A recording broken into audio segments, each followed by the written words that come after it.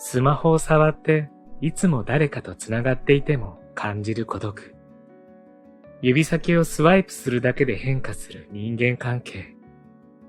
自分という人間の存在に不安を抱く人。その不安から解き放たれたいと願う人。どうしたら他人を意識しないで済むの？何を基準に自分の幸福を判断すればいいの？そもそも幸福って何？自分って？このような問いが私たちに次々と襲いかかり、ますます迷い、疲れてしまうものです。だから私たちはこのような問いから極力目を背け、考えずに無難という世間の正解で生きてしまいがちです。でもこれからは誰かの正解に依存するのではなく、自分の正解で生きてみませんか？人の心はたった一つの言葉、気づきで大きな変化を遂げます。自分を大切にするには、大切な人との関係を大切にすること。大切な人との関係をより良くするには、自分を大切にすること。自分のことは自分でした選択でしか好きになりません。自分をもっと好きになるためには、誰の目も気にせずに、もっと自分を好きになれる選択を積み重ねましょう。私は月が好きです。子供の頃は月が好きとか綺麗だとか思ったことはありませんでした。ただ、年を重ね、月ほど新人で美しいものはないと思っています。何十億年もの間、地球に対して決して背を向けることなく、同じ一面で、同じ距離感で、闇を優しい光で照らし続けてくれています。太陽は長く見ることができませんが、月は見つめることができる塩梅で、奥ゆかしく輝きながら自分を主張し、飽きさせない、様々な満ち欠けの表情を見せてくれます。そんなあり方を見ると、その存在がとても愛おしく、より美しく感じるのは私だけではないはずです。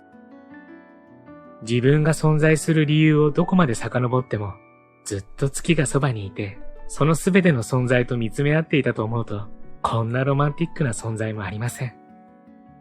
月はすべてを知っている。迷った時は月に相談してみればいい。そんな思いでこの本を書かせていただきました。迷ったり困ったりすると月を見る癖が私にはあります。昼の白い月も好きでよく見て考え事をしています。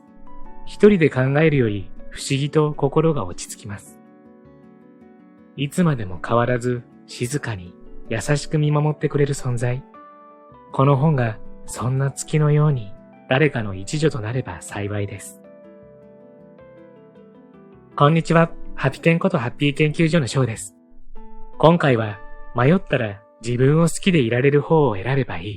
No.1キャリアコーチが送る心の重りを軽くするヒントという本をご紹介したいと思います。皆さんは悩みや不安を感じたことはありますか？普通に生活していたらそりゃありますよね。悩みや不安。そんな悩みの中でも何々だったらなとか、どうして私は何々なんだろうとか、はっきりとした答えが出ない上にねっとりとのしかかってくる悩み、不安、孤独感ってありますよね。例えば、この先どうなるんだろうとか、なんでこんなにうまくいかないのかなとか。そんな時、皆さんはどうしてますか？そんな思いを見なかったことにしてみたり、波風立たないようななんとなくの世間の常識に合わせてみたりということが多いのではないでしょうか。でもそういったやり方だと結局何も解決していないんですよね。ここらで一旦自分を見つめ直して自分の羅針盤を信じて生きていくようにしましょうよ。そう、迷ったら自分を好きでいられる方を選べばいいんです。著者はビジネスコーチで作家の馬場圭介さん。大手企業の人材育成や経営者や著名人などのエグゼクティブコーチを務める傍ら、国内外に累計約5000名の認定コーチを育成されています。また、ビジネスの現場だけでなく、幼児教育も手掛けられており、子育て、子供の孤独、いじめ問題への取り組みもされています。そんな馬場さんのプロフィールを拝見すると、このようなミッションが掲げられておりました。コーチングとは自分を含む大切な人をより深く、優しく、温かく応援できるコミュニケーションのこと。このコミュニケーションを学ぶ文化を作り、孤独、争い、いじめをなくす。これが私のミッションです。まさにこの自分を含む大切な人をより深く、優しく、温かく応援できるコミュニケーションが詰まっているのが本書なんです。とっても素敵な内容に加えて、このカバーイラストめちゃめちゃいいと思いませんか？今話題のイラストレーター、なぎさんのイラストなんですって。女性の内面を表情や仕草に乗せた、可愛いんだけど複雑な気持ちも伝わる、なんとも言えないイラスト。なんだか手元に置いておきたくなりますよね。本動画ではこの本書の雰囲気をご紹介したいと思いますので、ぜひ最後までご覧になってくださいね。そして今回も幸せのチャーム探しがございます。この金色のカエルのチャームを動画のどこかにいくつか置いておきましたので、見つけてみてくださいね。見つけたら小さな幸せゲットです。果たして何個あるのでしょうか？全部でいくつあるのかは動画の最後にお伝えしますね。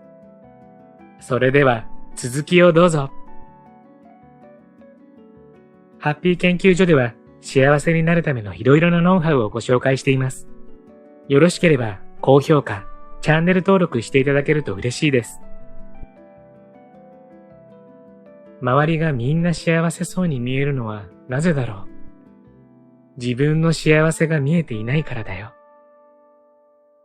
恵まれた境遇に恵まれた容姿。仕事もプライベートも何もかも順調そうで、幸せそうだと妬ましくなってしまう。でも、そうなんです。幸せそう、順調そう、落ち込んだりなんてしてなさそうと、あくまで推測の域を出ません。幸せそうで羨ましい、妬ましいと感じる相手の何割を知っているのでしょうか。その人の心の中にどんな心配事や悲しみや悔しさ、葛藤があるのかを知っていて判断しているのでしょうか。動物も病気や怪我などで弱っている時には、それを隠す習性があるそうです。それは弱い部分を見せて攻撃されることを本能的に避けるためでしょう。人間も馬鹿にされたり攻撃されたりしたくない部分ほど無意識にも隠し、認められようと必死で生きています。事実、本当に羨ましいほど多くの人に慕われ、長く尊敬されている人ほど、人の何倍もの苦しみや悲しみを背負いながら、それを感じさせずに笑顔で生きているものです。そして、そんな人ほど自分の表向きの幸せを人に見せるようなこともしません。それが優しくない行為だと心底知っているからです。人は自分のことすら半分も分かっていません。だとすると、当然他人の実態などほとんど知る由もありません。そう考えると、他人が必死で見せている状態と自分の状態を無駄に比較して、嫉妬したり蔑んだりすることがどれほど馬鹿げているかがわかります。人は皆様々な荷物を背負いながら平然と見せて生きているもの。そう思えると他人の見方も変わり、人がもっと愛おしく思えてくるものです。夢を叶えるために一番大切なことは、夢が叶うことを大前提に行動し続けること。どんな成功哲学などを学んでも、ほとんどの人が成功していないのは、夢が叶うといいなと思っているだけだからです。昔から思考は現実化すると言われていますが、どうやらこれは本当です。ただ、その意味は想像すれば叶うということではありません。ちょっと考えてワクワクして叶うなら、この世界は誰かの夢の国だらけです。ここで言う思考とは、無意識にずっと考えていることであり、それが実現するという意味です。実際に夢を叶えている人は大前提が違います。夢を叶えている人は叶うことを大前提に考え、叶うまでただ行動を継続しているだけです。何か問題が起きても大前提として叶うことが決まっているので、自然と私はこの問題をどう乗り越えて夢を叶えるのかな、と考えます。もちろん落ち込むことはあっても、大前提を疑う思考がないわけです。そんな人は世間からは変わり者と言われがちですが、実際にそんな人ほど夢を叶えています。では、夢の実現を疑ってしまう人はどうすればいいのでしょうか。これなら絶対にできる。これは達成できないとやばい。と心から思える小さな目標をこまめに設定し、達成し、小さく成長し続けることです。自分を信じろ。絶対できる。などと他人に言われて頑張れても、その人がいなくなってしまったらそれまでです。すべては、その夢は達成できると大前提に自分が思えているかどうかが実現の鍵であることを覚えておいてください。素敵な人と出会えたらな。不安の出し方を変えればいい。出会いは偶然でも、それが縁になるかは類友かどうかで決まります。類は友を呼ぶとはよく言ったもので、人は基本的に自分に似た人としか仲良くなりません。理由は簡単で、人は今の自分を正当化できる人といることが心地いいからです。では、何が似ている人が類友に多いのでしょうか。その代表的な一つは、不安の出し方です。簡単なところだと、不安から愚痴が多い人は、愚痴が多い人と仲良しになります。SNS などで幸せアピールをする人は、そんな人に違和感を感じない人と仲良くつながります。不安だから誰かの批判ばかりする人は、ネットでもそんな人とつながり、不安だから意識高く行動をしている人は、そんな人と仲良くなります。不安の出し方にはいろんなパターンがあります。結局、人は自分の守り方が似ている人に安心し、無意識にそんな人との出会いを求めているわけです。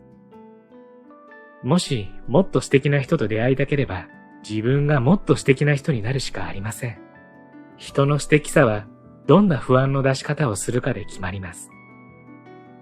これまでとは違う素敵な出会いを期待するなら、飲み会に行ったり、環境を変えたりするだけではダメです。自分がどんな不安の出し方をする人と出会いたいのかを考え、自分もそれができるように努力し、成長すればいいのです。もっと心が強ければ、強弱ではなく柔らかくすればいいんだよ。上司の責めるような目つきや厳しい指摘、同僚からの批判や陰口、身を削って頑張ってもなかなか結果が出ない日々、心が折れそうだと感じることがあります。そんな時、どうすればメンタルを鍛えることができるのかと考えますが、心は強い、弱いで考えるともっと苦しくなります。心の反応はあなたがどう思ったのかに対する体の反応です。上司や同僚や友人の言葉をあなたがどう捉え、どう考えたかの結果であって、言葉に心が勝手に反応したわけではありません。もっとちゃんとやってくれないという上司の言葉があったとして、その言葉をダメ出しと捉えれば落ち込んでしまいますが、期待と捉えれば前向きに受け取ることができます。言葉そのものは変わらないし、そもそも言葉に意味はありません。心が自分の思考の結果なのであれば、心が痛い、心が折れそうだと感じなくて済む捉え方に切り替えていけばいい。それが難しければ、心が痛くなるような捉え方をまた自分でしているのだなと客観視するだけでもいい。そもそも心は折れるような硬い棒でもなければ、痛みを感じる個体でもない。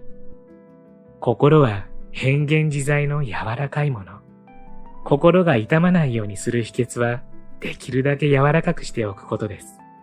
心を柔らかくするキーワードは、適度。いろいろと適度に求め、適度に諦めること。そして、そのバランスをうまく取り続けること。相手は変えられませんが、自分の思考は適度に変えられる。心は、あなたの考え方次第で変幻自在なのです。いつも一人だと寂しいよね。一人と孤独は違うんだよ。今、世界中で社会問題になっている孤独。年配者のみならず、子供や若者、母親の孤独も深刻化しています。孤独も悪くない、なんてメッセージを目にすることもありますが、断言します。孤独でいいことは一つもありません。孤独と一人は違います。一人で生活している人が孤独なわけではありません。事実、家族と一つ屋根の下で生活している人にも孤独を感じている人はたくさんいます。逆に一人でも大切な人たちと心でつながっている感覚がある人は決して孤独ではないのです。では、どうしたら孤独を感じてしまうのでしょうか。それは自分を感じなくなってしまった時です。どうして私はこんなにダメな人間なんだろう。私なんて生きている価値はない。などと自分で自分をいじめ、否定し、自分の心の声をきちんと聞いてあげられなくなった時に、人は本当の一人ぼっちになり、孤独を感じるのです。孤独の怖いところは、人にも感染させてしまうことで、周りの大切な人にも悪影響を与えてしまいます。孤独にならないためには、自分への問いかけを変えること。自分を責めるつぶやきは意識して減らし、日々自分の小さな頑張り、成長をきちんと自分で褒める努力をすること。それを自分のためではなく、産んでくれた親、支えてくれている人、愛する人のために行ってください。どっちに行くか迷っているんだ。自分をもっと好きになれる方を選べばいい。私たちのキャリアは一つ一つの選択によって積み上げられています。積み木と同じように、その選択の積み方がどれだけ丁寧にできたかで、キャリアをより大きく高く積み上げることができます。逆に一度の雑な選択からキャリアが大きく揺らぎ始めるものです。長期的に立派なキャリアを築き、安定感のある魅力的な人は、動作や態度だけでなく、選択でも丁寧さを必ず大切にしています。では、丁寧な選択とはどういうことなのでしょうか。それは世間の声、他人の目や評価に惑わされることのない選択ができているということです。ただ、それがなかなか難しいので、迷った時のためにこの問いを覚えておくことをお勧めします。どっちの道に進む方が自分をより好きになれるか。迷った時はシンプルにこの羅針盤を信じる。選択を後悔するのはその選択が自分に胸を張れない時だけです。それにキャリアはいかに自分を生かしきれたかで決まります。自分が好きになれない選択で自分を最大限に生かすことはできません。自分のことは自分でした選択でしか好きになれませんから、迷った時はぜひこの問いを羅針盤にしてみてください。私は大丈夫かな？大丈夫。月が綺麗だと思えているなら。これから私たちは正解のない世界で自分の正解を探しながら生きていきます。価値観が180度変わるような未知なる経験もし、未知なる選択を繰り返していくことになります。